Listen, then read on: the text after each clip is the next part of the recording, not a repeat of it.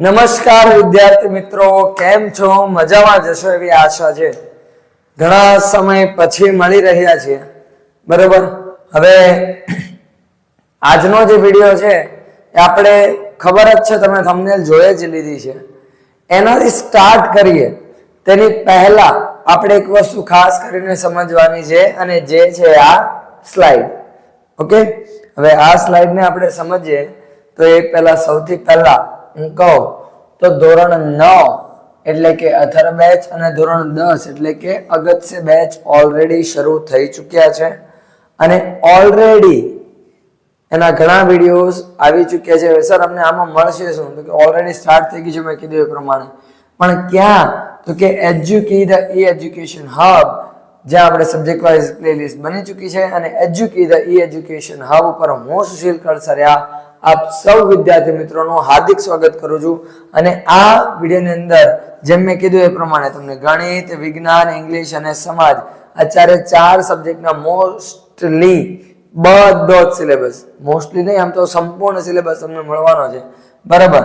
જે ક્યાં યુટ્યુબ પર છે, ઇન્સ્ટાગ્રામ, વોટ્સઅપ, ટેલિગ્રામ, ફેસબુકની મદદથી પણ તમે અમારી સાથે જોડાઈ શકો છો. પણ સર એક સવાલ પૂછને દી, ક્યાં? કે સર અમને ફાયદો શું થશે? ચિંટુ વાળો સવાલ જ પૂછવાનો, બરાબર. ચાલો, તો કે ડેઈલી વિડીયો તમને મળે છે વિષય પ્રમાણે અનુભવી શિક્ષકો દ્વારા સમજૂતી વિષય અને ટોપિક પ્રમાણે અપલોડેડ વિડીયો હશે. ઓલરેડી તમારે ખાલી જોવાનો પ્લેલિસ્ટમાં શોધો એટલે તરત જ મળી જશે.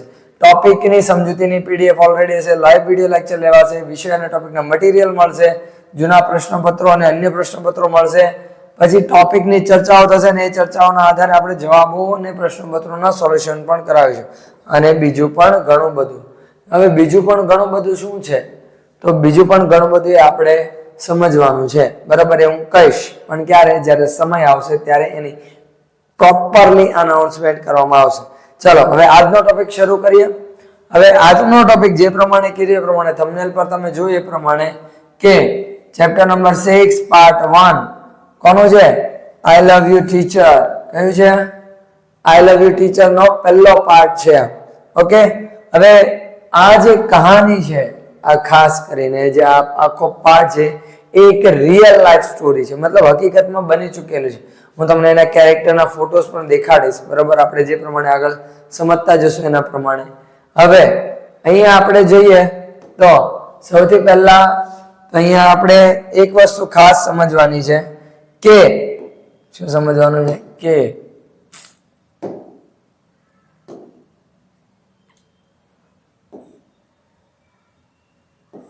હા, ઓકે, ચાલો, બરાબર. પેલા આપણે આ જોઈ લઈએ.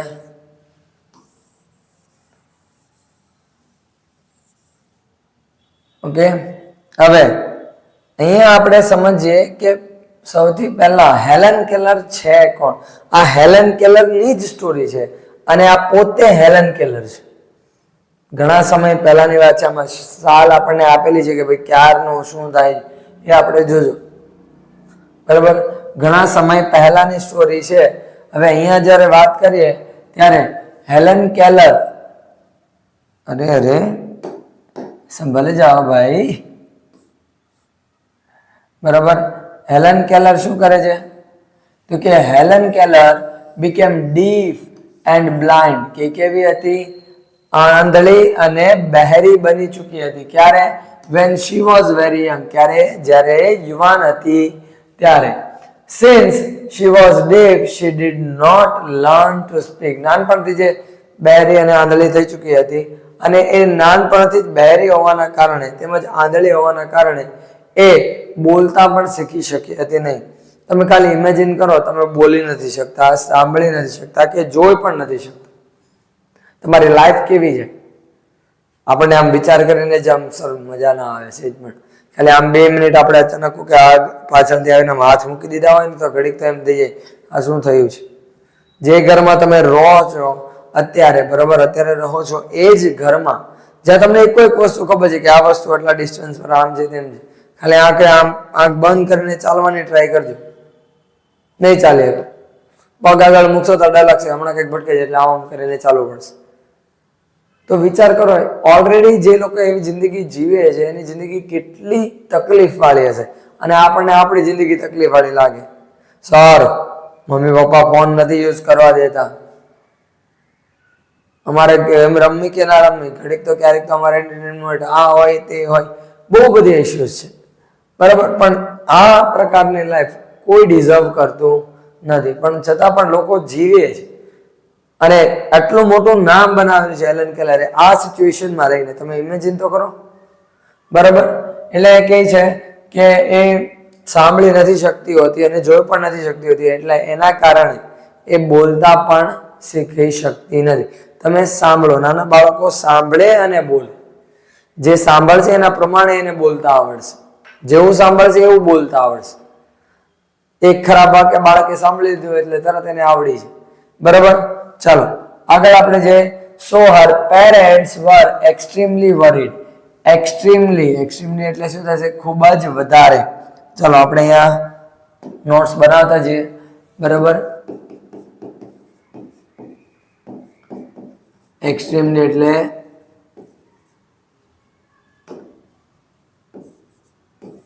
ખૂબ જ વધારે, બરાબર. ખૂબ જ વધારે ચિંતામાં રહેતા હતા. વરીડ એટલે ચિંતામાં રહે.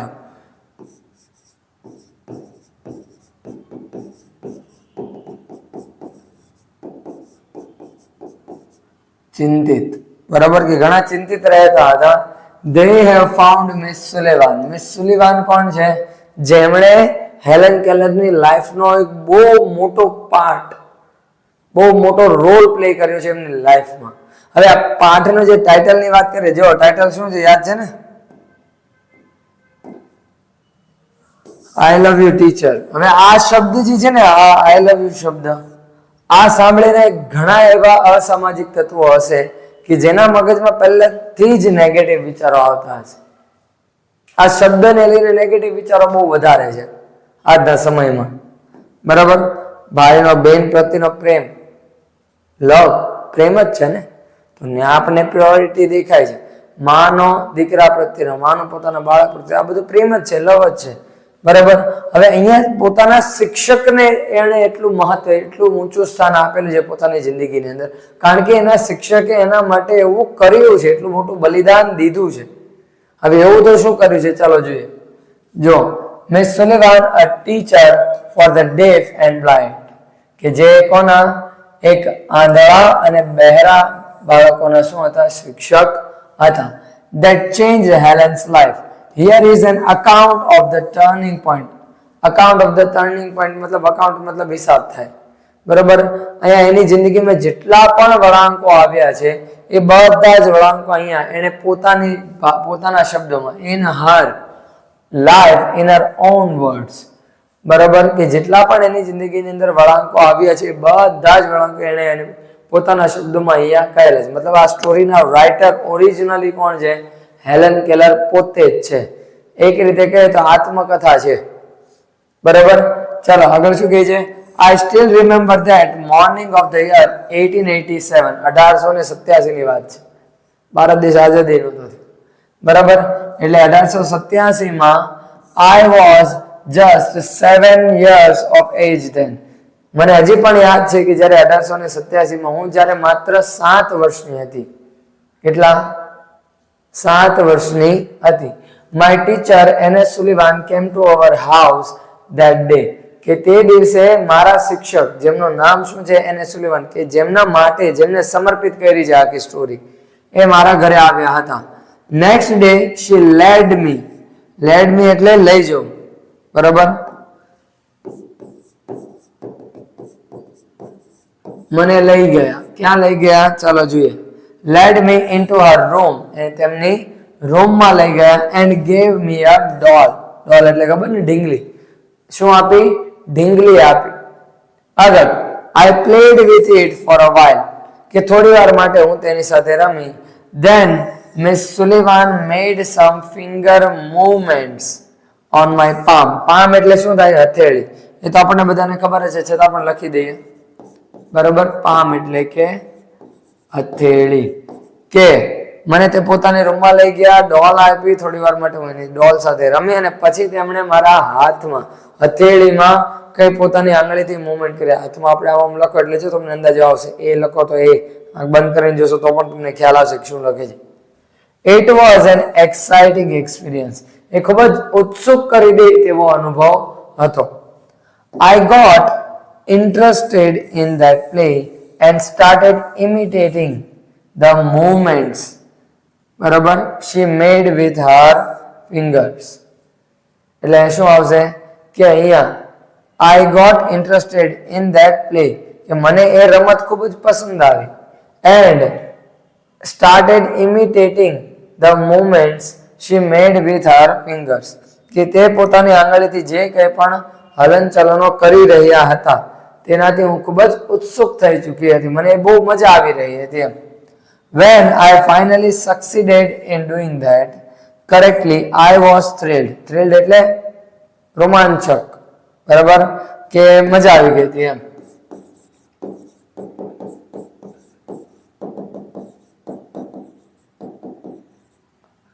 એટલે ખૂબ જ સારું ફિલિંગ આવતી હતી એને, બરાબર. એટલે શું કહે છે, જ્યારે હું ફાઇનલી સફળ, સક્સીડેડ એટલે સફળ થઉં એ કરવામાં, જે રીતે એ પોતાની હાથની મુવમેન્ટ દેખાડી રહ્યા હતા એ જ રીતે હું મુવમેન્ટ કરવામાં સફળ થઈ ત્યારે મને ખૂબ જ મજા આવી હતી, હું ખૂબ જ રોમાંચક ફીલ થયું હતું. I didn't know that I was spelling DOLL.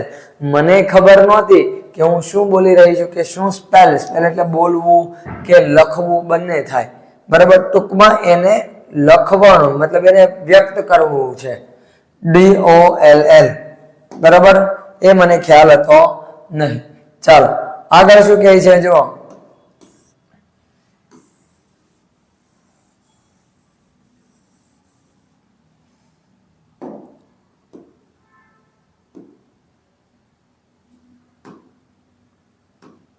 Some days later we were walking in our garden, કે થોડા દિવસો પછી અમે અમારા ગાર્ડનમાં ચાલી રહ્યા હતા. પણ આ ઓરિજિનલ નથી, આ બસ ખાલી પિક્ચર છે કે જેની અંદર આવે જેથી કરીને આપણને આઈડિયા આવે. Suddenly my teacher put my hand under the water tap. Suddenly એટલે અચાનક જ. શું થાય છે? સડનલી એટલે કે અચાનક, કે અચાનક મારા શિક્ષક મારો હાથ ક્યાં મૂકી દે છે? Under the water tap. Tap એટલે શું થાય?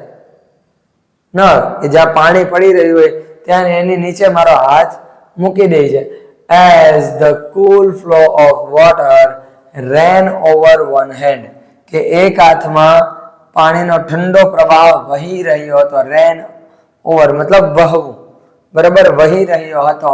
She spelled WATER on my other palm, કે મારા બીજા હાથમાં એ શું લખી રહ્યા હતા? WATER.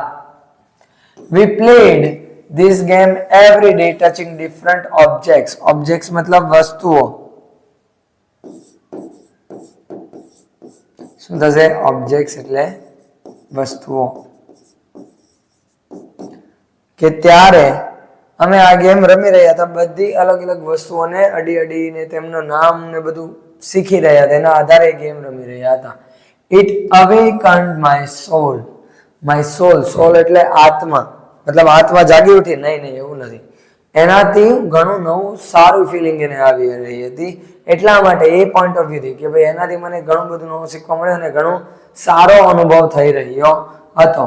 I came to know, બરાબર, શું કહે છે? I came to know that everything had a name.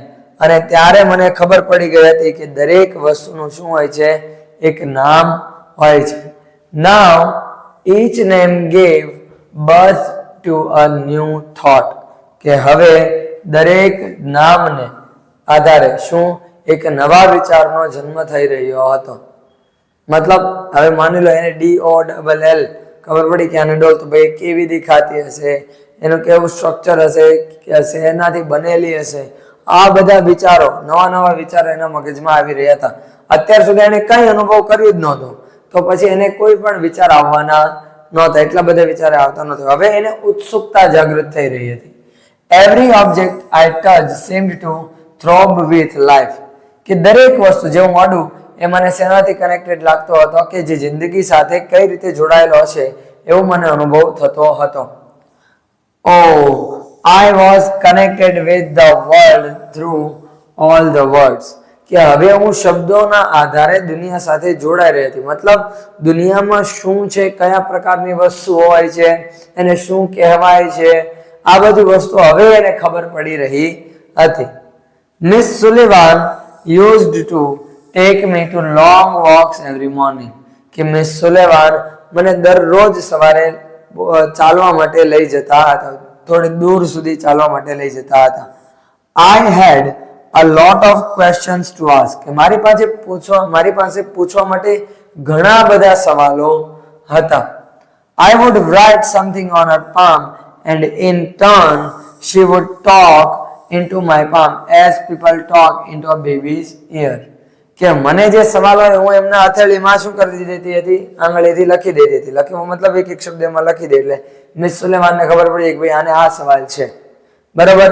અને એના જવાબ રૂપે મિસ સુલેમાન શું કરતા હતા કે મને હથેળી પર સામે જવાબ એ હથેળીમાં જ આપી, કારણ કે અત્યારે સાંભળી શકતી તો છે ને, બરાબર. તો કહેવાની રીતે એક જ છે અને લખતા વાંચતા પણ એવું કઈ આવડતું તો છે નહીં કે ભાઈ મુવમેન્ટ એ જોઈએ કે લખાણ કેવું છે એ હજી શીખવાની વાર છે. તો એ હથેળીમાં જ લખી દેતા હતા અને એના આધારે એનો જવાબ આપતા હતા, કે જેમ આપણે નાના બાળકને સમજાવીએ કે નાના બાળકને કંઈક કહીએ તો કઈ રીતે કહીએ, એના કાનમાં કહીએ ને એવી જ રીતે સમજાવતા હતા. આગળ શું થાય છે, my teacher satisfied my curiosity. બે વર્ડ છે જો, સેટિસ્ફાઈડ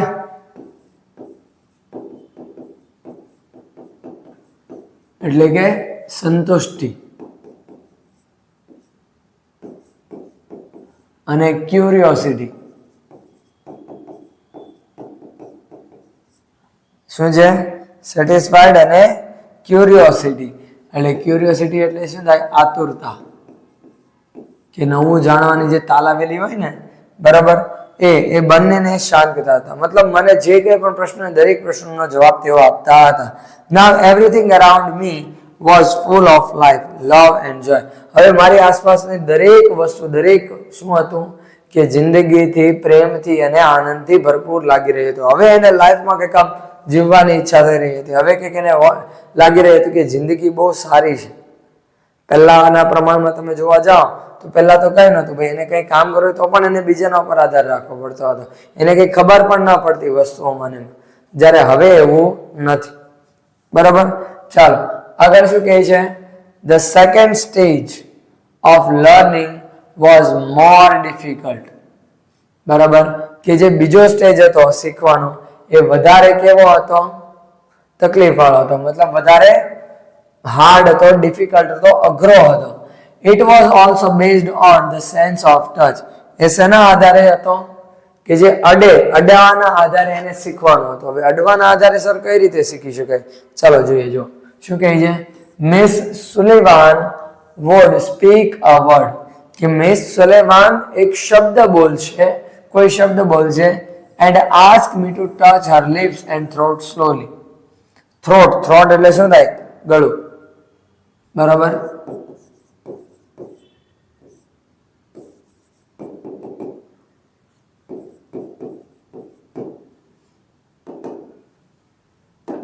થ્રોટ એટલે ગળું, બરાબર. કે શું કરતા હતા કે એ પોતાના ગળે હાથ લગાડે, એને ગળે જે છે બરાબર અડવાનું અને એના હોઠ છે એ ધીમે ધીમે પકડાવતા એટલે ખ્યાલ આવે. આપણે ક ખ ગમે તે બોલો, ટ્રાય કરજો. જો ક આમ હાથ રાખીને ટ્રાય કરો, આંખ બંધ કરીને ધ્યાનથી, ક ખ, તો વાઇબ્રેશન બધા વર્ડ્સ નું કેવું હશે, અલગ અલગ હશે અને એના આધારે પણ ઘણું બધું શીખી શકાય છે. I learned to speak through the movements of the lips and the vibrations in the throat. મેં કીધું ને અહીંયા જે ધ્રુજારી આવે, વાઇબ્રેશન આવે એના આધારે, અને હોઠ આમ હાથ રાખે એટલે ખબર પડે કે ભાઈ હોઠ કઈ રીતે હલે છે, બરાબર, મૂવમેન્ટ કઈ રીતે થાય છે. તો એના આધારે અહીંયા એને શીખવાનું છે અને એના આધારે શીખી છે. when I uttered એટલે ઉચ્ચારવું. શું થશે? uttered એટલે ઉચ્ચારવું. કે જ્યારે મેં પહેલો શબ્દ ઉચ્ચાર્યો, I uttered my first word, કે જ્યારે હું પહેલી વાર બોલી હતી, મેં પહેલો શબ્દ ઉચ્ચાર્યો હતો, it gave me boundless delight. boundless એટલે અનહદ. boundless એટલે કે અનહદ. અને delight એટલે આનંદ. કે આનંદ મળ્યો હતો. ભાઈ સીધી વાત છે, તમે આટલા વર્ષોથી બોલતા ના હો અને બીજા લોકો જે ક્રિયા નોર્મલી કરી શકતા હોય તમે ના કરી શકતા હો, અને પહેલી વાર જે તો કોઈ પણ મોમેન્ટ હોય ને, કોઈ પણ વસ્તુ નવું કંઈ પણ તમે કરો છો, એ ગમે એટલી મોટી ઉંમરના હો કે ગમે એટલી ઉંમરના હો તમે, તો એ વસ્તુ તમને અલગ જ ફિલિંગ આપે. એ ટાઈમે આપણને એક્સાઇટમેન્ટ, આમ ખુશી જેટલી થાય, તો એને બહુ જ અનહદ ખુશી થાય છે. બરાબર. Now I started talking with my toys, stones, trees, birds in the garden. કે ભાઈ હું હવે કોની સાથે? રમકડા, પથ્થરો, વૃક્ષો અને પક્ષીઓ સાથે શું કરતી હતી? ગાર્ડનમાં જે પક્ષી તેની સાથે વાતચીત કરી રહી હતી. I felt amazed એટલે અદ્ભુત. બરાબર. મને બહુ જ અદ્ભુત અનુભવ થતો હતો. અને delighted એટલે ખૂબ જ આનંદિત અને અદ્ભુત અનુભવ થઈ રહ્યો હતો. As my sister ran to me when I called her. બરાબર. હવે આ as શબ્દ છે ને એ because ના સ્થાને વપરાવાનો છે. અનુભવ શાના માટે? આવો અનુભવ શા માટે થતો? કારણ કે જ્યારે હું મારી બહેનને બોલાવતી, I called her, એ દોડીને મારી પાસે આવતી હતી. And my dog obeyed my commands. obeyed એટલે શું થાય? પાલન કરવું. બરાબર.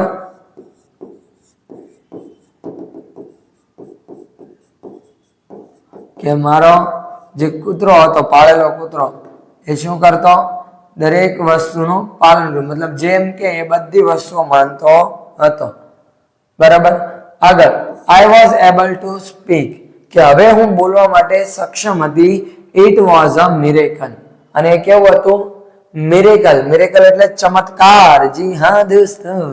બરાબર. એટલે અહીંયા શું આવે છે? મિરેકલ એટલે ચમત્કાર.